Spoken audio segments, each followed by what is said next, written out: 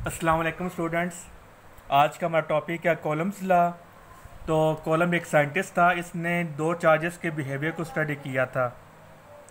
तो पहले इसने न्यूटन्स के ग्रेविटेशन लॉ को स्टडी किया, तो उससे इंस्पायर होकर उसने फिर न्यूटन्स के ग्रेविटेशन लॉ को अप्लाई किया दो चार्जेस पे।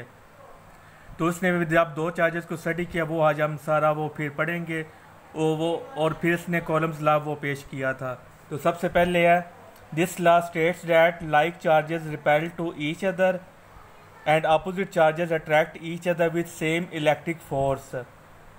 ही use analogy with Newton's gravitation law F is equal to G m1 m2 divided by r square. आप जानते हैं कि ये न्यूटन्स ग्रेविटेशन लॉ है और ये कहते हैं कि ये कहता है कि कायनात का हर ऑब्जेक्ट दूसरे ऑब्जेक्ट को एक फोर्स से अट्रैक्ट करता है। तो इसने फिर ये कहा कि अगर कायनात का हर ऑब्जेक्ट दूसरे ऑब्जेक्ट को अट्रैक्ट करता है तो क्यों ना मैं जो चार्जेस हैं उनको स्टडी करूं। जब उसने स्टडी किया चार्जेस को, he says that since to message attract each other in the same way two charges can attract when he performed. इसने कहा कि जब दो मैसेज एक दूसरे को अट्रैक्ट करती हैं तो फिर ऑब्वियसली जो दो चार्जेस वो भी एक दूसरे को अट्रैक्ट करते होंगे। लेकिन जब उसने एक्सपेरिमेंट परफॉर्म किया, इसने देखा कि दो चार्जेस एक दूसरे को अट्रैक्ट तो करते हैं, लेकिन दो सिमिलर चार्जेस वो एक दूसरे को रिपेल भी करती हैं। तो जो चार्जेस है, जो दो चार्जेस एक दूसरे को जिस अट्रैक्शन फोर्स ऑफ अट्रैक्शन से अट्रैक्ट करते हैं या रिपेल करते हैं, वो ये वाली फोर्स है Q1 Q2 divided by r square. तो न्यूटन्स के ग्रेविटेशन लॉ वो ग्रेविटिक फोर्स और ये है इलेक्ट्रिक फोर्स दो चार्जेस के दरमियान, और ये फोर्स है दो मैसेज के दरमियान। तो दोनों में हम डिफरेंस देखते हैं, वहाँ पर M1 और M2 दो मैसेज यूज़ होते हैं और यहाँ पर दो चार्जेस यूज़ होते हैं Q1 Q2। और वहाँ पर जो G कैपिटल उसे हम कहते हैं ग्रेविटेशन कांस्टेंट, और जो ग्रेविटेशन कांस्टेंट होता है ये एक यूनिवर्सल कांस्टेंट है, इसकी वैल्यू फिक्स्ड है। लेकिन जो K है ये यूनिवर्सल कांस्टेंट नहीं है, बल्कि इसकी वैल्यू मीडियम के लिहाज से इसकी वैल्यू ये मीडियम डिपेंडेंट है और हर मीडियम की पर्टिकुलर वैल्यू होती है। तो जो मीडियम यूज़ करेंगे K की वैल्यू उसके मुताबिक होगी। तो G यूनिवर्सल कांस्टेंट और K यूनिवर्सल कांस्टेंट नहीं है। The columns law only valid for point charges. जो कॉलम लॉ होता है वो सिर्फ और सिर्फ पॉइंट चार्जेस के लिए एप्लीकेबल है। अगर चार्जेस बड़े होंगे, पॉइंट चार्जेस वो अगर नहीं रहेंगे तो फिर कॉलम्स लॉ वेरीफाई नहीं कर सकते।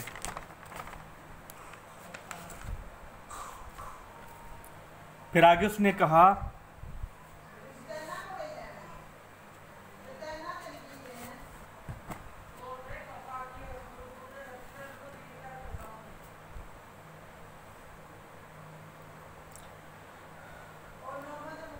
फिर इसने कहा अब हम वो डिफरेंस वो बताएंगे टेस्ट चार्ज और पॉइंट चार्ज क्या होती हैं।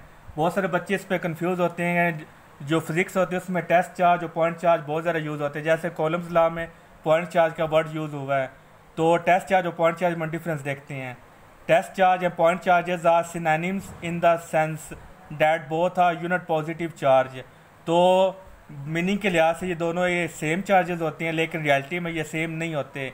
जो पॉइंट चार्ज होता है, it is a charge with dimension so much smaller than the other dimensions. तो ये वेरी वेरी स्मॉल चार्ज होता है जो कि एक पॉइंट में समो सकता है, एक पॉइंट में आ सकता है, वो से हम कहते हैं point charge. So they can be ignored. इसकी डायमेंशंस इतनी वे स्मॉल होती हैं कि उन डायमेंशंस को, उसकी जो लेंथ है, उसका वॉल्यूम, जो उसका एरिया, उसको हम इग्नोर कर सकती हैं। तो रियलिटी में पॉइंट चार्ज एग्जिस्ट नहीं करता, ये जस्ट फॉर स्टडी के लिए ये एक कंसेप्ट यूज़ हुआ है। A charge can be considered a point charge if its size is very small as compare to the distance from which it is viewed it should look like a point.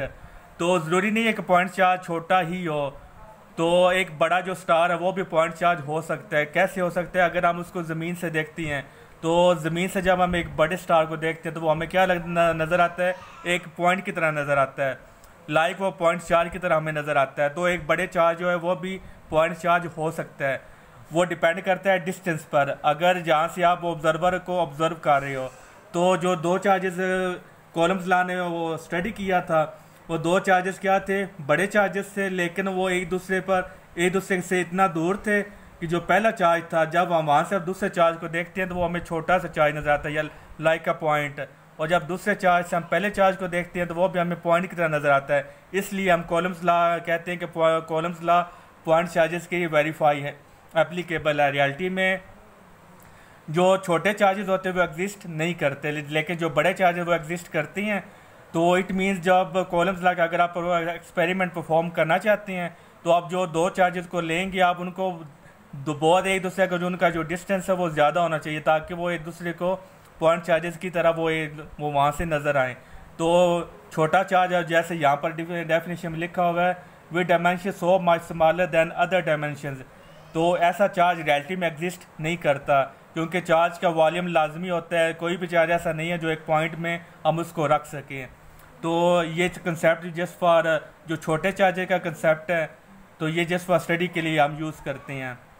Reality में जो charges होते हैं वो बड़े होती हैं, तो अगर आप कॉलम लॉ उसको वो परफॉर्म करना चाहते हैं तो छोटे चार्जेस तो ज़ाहिर वो इम्पॉसिबल है, वो आपको नहीं मिल सकते। इसलिए जो बड़े चार्जेस होंगे आप उनको एक दूसरे से दूर रखेंगे ताकि वो पॉइंट चार्ज बन जाएँ।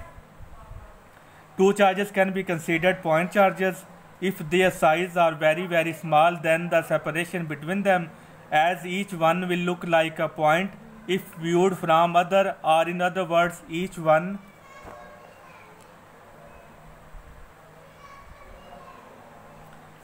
point charge with respect to other। तो इसलिए कॉलम्स लॉ ने उसको नाम दिया था पॉइंट चार्जेस का। जब उस एक्सपेरिमेंट परफॉर्म किया तो उसने दो चार्जेस को दूर दूर रखा, तो इसलिए कॉलम्स लॉ की डेफिनेशन में पॉइंट चार्जेस का वर्ड यूज़ होता है। अगर आप सेपरेशन पॉइंट चाहें वो चार्जेस की कम कर दें, चार्जेस को एक दूसरे के करीब लाएं, तो जब एक दूसरे के चार्जेस करीब आ जाएंगे वो फिर चार्जेस वो फिर बड़े चार्जेस हमें नज़र आएंगे। तो फिर वहाँ पर कॉलम फोर्स एप्लीकेबल नहीं है, कॉलम्स लॉ होल्ड वहाँ पर नहीं करता। कॉलम्स लॉ तभी होल्ड करता है जब दो चार्जेस के दरमियान डिस्टेंस बहुत ज़्यादा हो कि वो हमें पॉइंट चार्जेस की तरह नज़र आएँ। द पॉइंट चार्ज में हैव पॉजिटिव और नेगेटिव, वो पॉजिटिव भी हो सकता है नेगेटिव भी हो सकता है। Practically one can not have point charge और test charge in electricity. Point does not have a volume, we can not find charges without a volume, कि अगर एक चार्ज का वॉल्यूम नहीं तो वो एग्जिस्ट ही नहीं करेगा। तो प्रैक्टिकल में पॉइंट चार्ज एग्जिस्ट नहीं करते। वो मैंने आपको बता दिया कि कॉलम्स ने दो बड़े चार्जेस को पॉइंट चार्ज क्यों बोला है। In physics we use the word point charge, we assume it is an electric charge in a very small volume. For a better understanding of what I said above, I will explain through an easier example. An average star can रफली fit 1.3 million earth in it. तो 1.3 million years वो क्या है, वो हमसे दूर है। तो yet because we are at such a huge distance, it feels like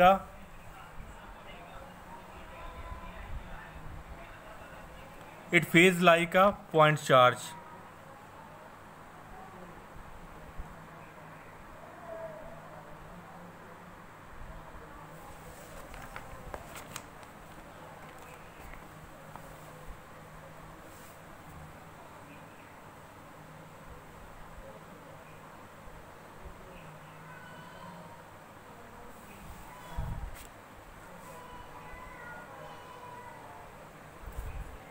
A salt particle on the other hand feels like a point even when you hold it 2 centimeters from your eye. So a point is defined not by its real size but a distance।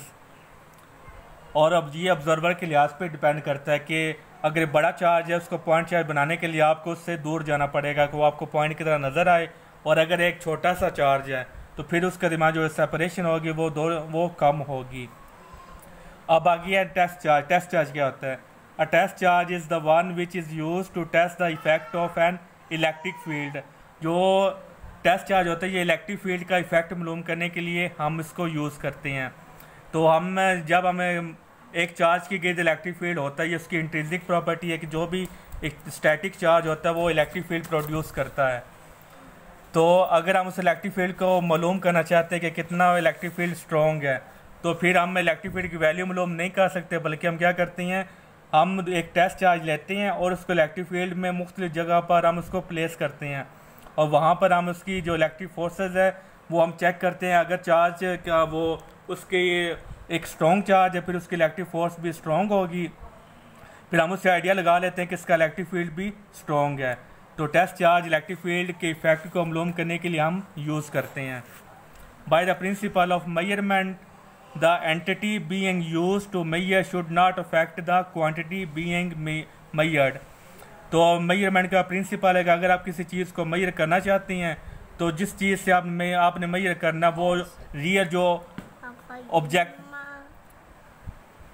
जो वो parent जो चीज़ है उसको वो disturb ना करे। अगर आपने एक चार्ज का इलेक्ट्रिक फील्ड मालूम करना है तो आपने वो चार्ज लेना है जो उसके इलेक्ट्रिक फील्ड को डिस्टर्ब ना करे। अगर आप बड़ा चार्ज ले लेते हैं तो वो फिर क्या करेगा, उस बड़े चार्ज का इलेक्ट्रिक फील्ड भी ज़ाहिर बड़ा होगा, तो वो फिर क्या करेगा, उसके इलेक्ट्रिक फील्ड का वो भी उसके साथ मिक्सअप हो जाएगा, तो हमें एग्जैक्ट वैल्यू नहीं आएगी। इसलिए हमने वो चार्ज लेना है जो इसका इलेक्ट्रिक फील्ड नेग्लिजिबल हो, वेरी वेरी स्मॉल हो, कि वो जो चार्ज अंडर कंसिडरेशन है उसके इलेक्ट्रिक फील्ड को वो डिस्टर्ब ना करे और हमें एग्जैक्ट वैल्यू आए।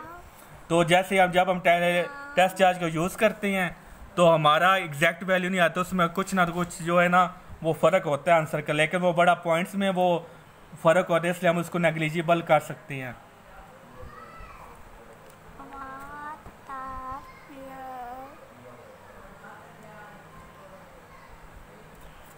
However, the only way to measure it is by the effect of the field on another charge.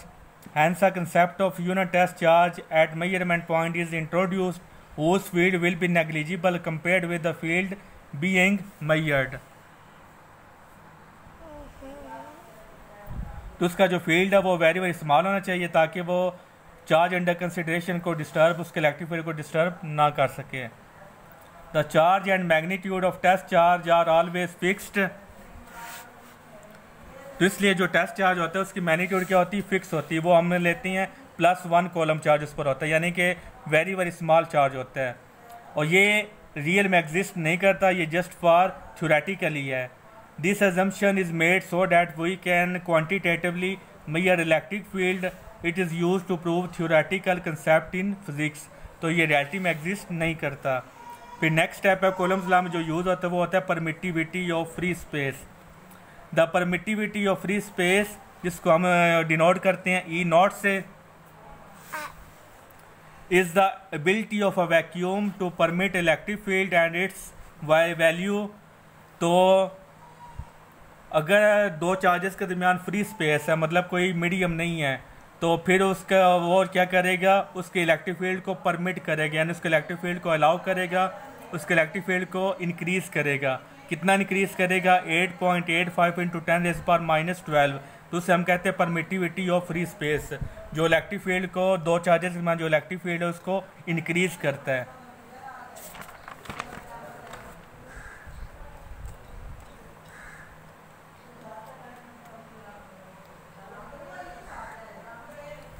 फिर नेक्स्ट है फ्री स्पेस। फ्री स्पेस क्या होता है, free space means space free of all matter. तो free space वो होता है जिसमें कोई मैटर ना हो।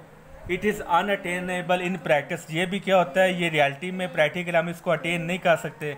हम वो स्पेस में से सारे जो मैटर है उसको हम रिमूव नहीं कर सकते, क्योंकि जो स्पेस होता है वहाँ पर हवा होती है। तो हवा भी क्या है, वो भी एक मैटर है।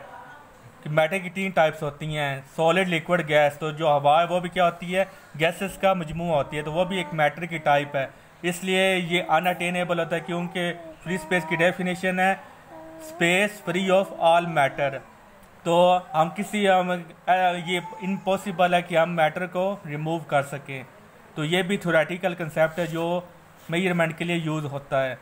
The column force is a mutual force. Column force mutual होती है, क्यों, because it always acts between the 2 point charges.